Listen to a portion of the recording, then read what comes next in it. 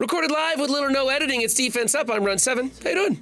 Today we're going to go over Gnomezzzz defense, and if you're wondering why he's got big time in room 1, well, we're going to explain that in just a minute. As usual, we had a lot of people in chat and on voice helping us go over those teams. You probably have some other questions beyond big time, and if you showed up live in stream, then you would know what this is all about, but I'm not going to tell you. You'll just have to watch the stream recycle, I guess. Also posting on YouTube. However, the behind-the-scenes discussions I always save for chat and chat alone. You can always find me Monday through Friday streaming on Twitch. Links are in the description. You can give me a follow there and come see what all the fun is about. So team number 1 is the big time team, and what we discovered is that this is actually a halfway decent choice, especially for limited rosters like Gnomezzzz. By the way, Gnomezzzz 22 million TCP rocking Plat 1 right now. What we would like to do is change Black Widow to a skirmisher, and that's about it. Otherwise, this is fine. The team's going to work pretty well with this whole pressure points thing going on. However, we suggested to Gnomes that as he builds the secret defenders up, that's going to be a much better choice for room 1, and we'll swap it out. But right now, doesn't really have it. So we're going to go A-, just want that ISO change on Black Widow. All right, team number 2, of course, is the Bifrost team. However, we have the incorrect placement over here. You always want to have Sylvie to the outside. There's a lot of different stuff that has to do with the splash damage when you go into this and who's retaliating, who you're picking to do your splash damage on. If you kill Sylvie and you leave Kid Loki hanging out there all by himself, then you can do the Nemesis special into him and he's not going to hit anybody but Teen Loki and get that Kid Loki retaliation. So that's why we want all the others clumped together. So our placement for this team is going to be Kid Loki, Beta Ray Bill, Vol, then OG Loki, and then Sylvie. That's going to be the correct placement. The ISOs are fine. A lot of people do like to make a few tweaks here and there, depending on whether they want like a Raider or a Skirmisher or a Healer or whatever. But this is a great pick for us. So we're going to go like a B+ on this. We just need that placement change, which is pretty crucial. This is the sticking point. It's kind of an RNG nightmare, and people can win or lose their Crucible completely out of their own control by how this match plays out, who gets resisted, who retaliates. So this one is kind of crucial. Team number 3 is an Infinity Watch. Now, this Infinity Watch is a bit underbuilt. We would like to see the Nowhere team come in here because on Gnome's roster, his Nowhere team is more than twice as big as this team, and it'll be more valuable in room 3. However, because his roster is so narrow, he's actually using Nowhere on offense to do some pretty weird matchups. And so he wants to keep Infinity Watch in this room, so we're going to suggest that he goes ahead and spends a little bit of gold and the orange gear to bring these characters all up to about 100. It's an old team, but man, this team just never goes away. That whole spawn with defense up and safeguard makes this team very, very rugged. Don't forget the immunity on this team too.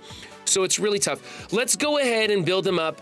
They may be used in the next season of Cosmic Crucible. You might use them in War. They just don't seem to go away. I don't recommend anybody else actually build this team, but a little bit of low-level investment might make this team go a little bit further, maybe even a lot further.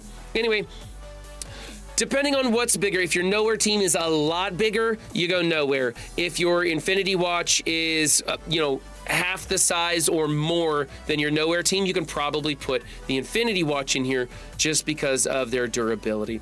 So for us, this is really close to an A. It just needs a little bit more work. I'll just say it's an A- right now because I think the gold expenditure and of course the orange gear doesn't really have that much of a bottleneck anymore. All right, team number 4 is the Rebirth team with Fury. Obviously, you can see some candidates going into DD6 here. Fury is going to be summoning minions that have taunt. That taunt is going to give 8 offense up to adjacent, really make this team do some good work. So I like this team. I think it's great. There are some other choices you can use in here. It's not really a sticking point, but the biggest thing is that it's going to be kind of a draw for an Eternals counter, and we've got a lot of things that the Eternals could go into. This is probably going to be one of the primary picks for it. So I like the placement. The ISOs are satisfactory. You could change things to skirmishers or something like that, but I think it's working just fine. I'm going to go ahead and give this one a solid A. Over here we have Gamma. Now, we would like to see Abomination be changed to a Raider. He works so much better as a Raider that it's hard to see him as a healer. Of course, a lot of people like to go full healers on this entire team. Red Hulk being a Raider puts vulnerables out that won't be soaked up by anybody on this team, and it does that 10% more damage. It's really nice. Most of the time, this is going to be countered with the New Warriors 5-piece in here. So we talked a lot about where the Red Hulk should be, where She-Hulk should be in relation to Green Hulk, all sorts of things. Personally, I think aside from the ISO change on Abomination, I think this is a great setup. I get frustrated when that Green Hulk is separated and you're forced to go into the other three with the New Warriors, spreading those offense downs and stuff onto this 3-piece. Others like to put Red Hulk in the middle, making sure that She-Hulk is on one side and Green Hulk is on the other side. Those taunts become a little bit vicious. Whatever you do, don't put She-Hulk next to Green Hulk, that's for sure, because that's where you're going to pick. You're going to take those two out. For me, I like to make sure that Green Hulk doesn't have a taunt when my Death Pool ultimate comes up, so that I can just easily delete that Red Hulk before he pops off. It makes the match go really smooth. And when you can't do that, if there's a taunt over Green Hulk, sometimes you have to delete him instead. The match goes on longer, you lose efficiency. Sometimes Red Hulk pops off, sometimes you lose the entire match. So I like this. We're gonna give it an A- because of the ISO, and it's your discretion if you want to change the placement a little bit. Finally, we have the Darkhold with Quicksilver in here. This is becoming a pretty standard team. We talked in previous videos about the counter to that. It works really well. Gnomes will be building his Quicksilver bigger. That's about the only thing we can do to improve on this team. Otherwise, looks good. ISOs are great. Placement is great. The team power levels are coming right along, so we like everything about that. Solid A for this team. I do think that the Secret Defenders are going to be pretty important and maybe could be used in other rooms than Room 1, but I think they're a much better choice than this. Gnomes has a narrow roster and is making some pretty good choices. He did come on voice and help defend some of his choices, and that always helps us in those discussions.